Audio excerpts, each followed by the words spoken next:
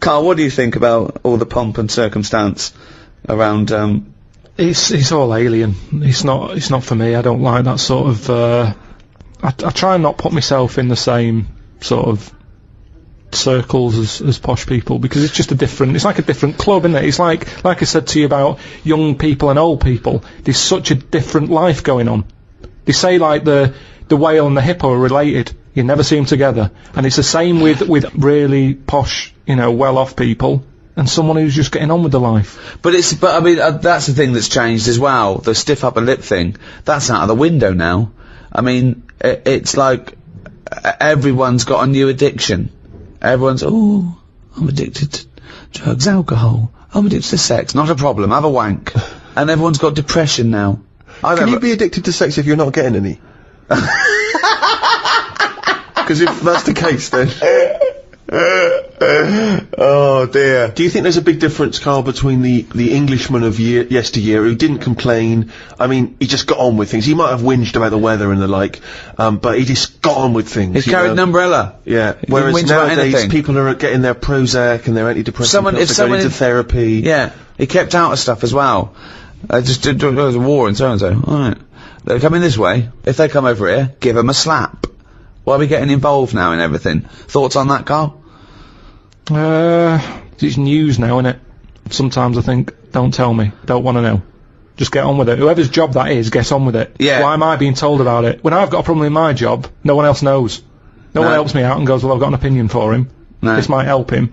No one helps me. But I'm being bombarded by everyone else's hassle. They love talking, actually. That's what the English do. Talking, but they never finalise it. They love just being in the meeting room, talking, saying, yeah, we could do this, we could do that. I'm the only one in that room not getting paid. Everyone else is on a wage. I'm there looking at my watch, thinking, right, I've been here for an hour and nothing's been sorted. They're looking, thinking we can drag this out for another half hour, get us to lunch. That's what annoys me. They're all sat there just pushing bullshit around the room like dung beetles. I'm sick of it. And that's what the English do. And it's a shame, because I don't think they used to be like that.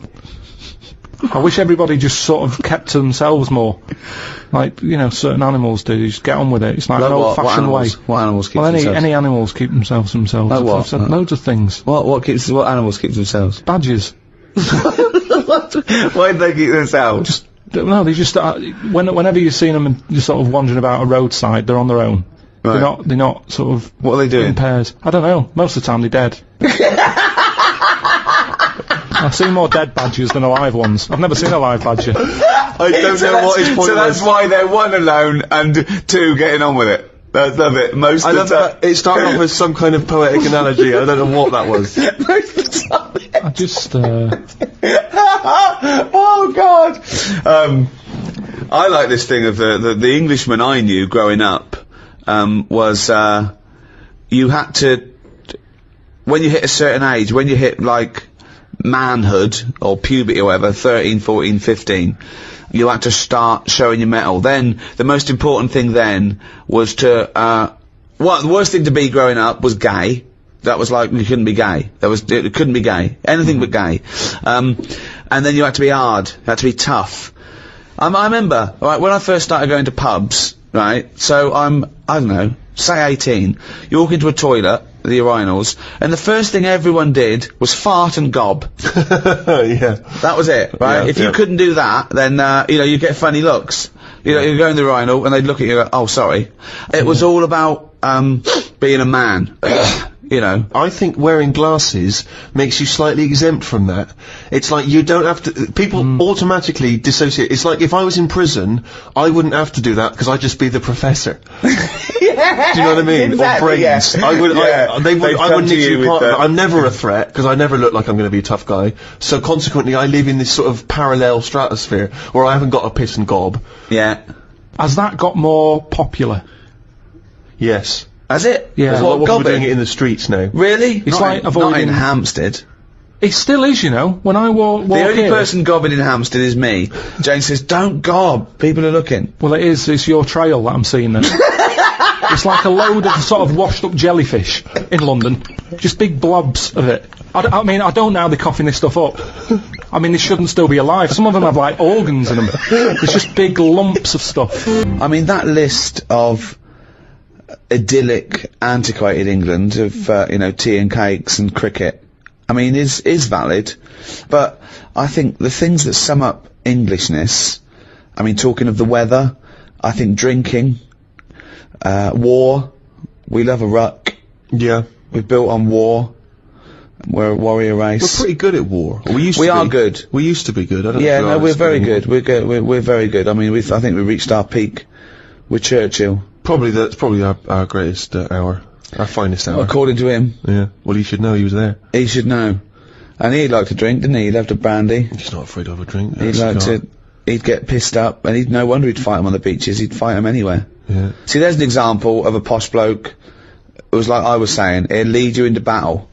He'll have a weapon too. He'd go in there. He didn't sit back. I mean, when he was old, he did. But nothing wrong with being posh if you're willing to go and, get stuck in. What do you think, Carl? Is it as scary though? I mean, imagine if he was rougher sounding, and he was on the front line. And, he went, you fucking little cunt. I'll fight you on the beach. See me down in Brighton Monday. I'm gonna fucking smack your head in, you little fucking German cunt. Like that, you mean? Yeah. It's less of a morale boost. Well, that's the other point of one, isn't it? That those speeches were for as much as morale as information and defiance. You don't want to feel like the leader of your country could glass you if you got on the wrong side. No, exactly. It's got to be rules under war, hasn't it? I mean, that fair play has got to come into it as well. Talking of the English sense of fair play and war, when the crossbow was invented, a lot of people wouldn't use it. They said it was unchristian. So our soldiers sort of resisted it. So Europeans got this thing that needed no skill, and it was shooting these bolts, and they could reload quick, and versus our bowmen. What do you think of that? What do you think of going, oh, it's cheating, we won't use it, but having a disadvantage? That's honour, isn't it? It's almost like it's okay to kill someone, but with skill. But what's the problem here? What am I meant to be worrying about? Well, you've got bow and arrows. Yeah. They're amazing. They're heavy. They're your arms. They've got trained bowmen. They're skilled. The most skilled sort of marksman soldiers in the country. Someone comes along, and goes, don't worry about that. Here's a crossbow. Just pop it in, put it back. Deadly, quick. Anyone can use it. So now you've got anyone with a crossbow killing people. Women, children. Anyone can use it. So the Europeans, they're going crazy. Oh, William Tell he's shooting apples off heads. Yeah. Right? But we resisted it because we thought it was, unchristian and cheating to kill without skill. What do you think of that? But where were the actual bows and that being made? Because that's the thing, isn't it? The company who's making them, they just want to get out to a big market. Brilliant. That's what they do now with the iPod and everything. It's not about people wanting more music than ever before. That's not the case. It's about having the accessory. And if the bow and arrow was like sold as this, light to carry for all the family, that's how it would have happened. That's what it's all about. Ye new bow and arrow from Ronco. But what do you think the problem Yeah, is? but you're not quite getting Ricky's point. His point is the idea of there being sort of rules and fair play and etiquette in war. The objective is to kill the enemy. I don't think war and that is a place to start getting all uppity about someone cheating or having a better system. Really? You think all fair in love and war, do you? Yeah, definitely. Right. But It's there's just got to have about rules, winning. isn't there? No, not in a war. There isn't rules. So what about things like the Geneva Convention?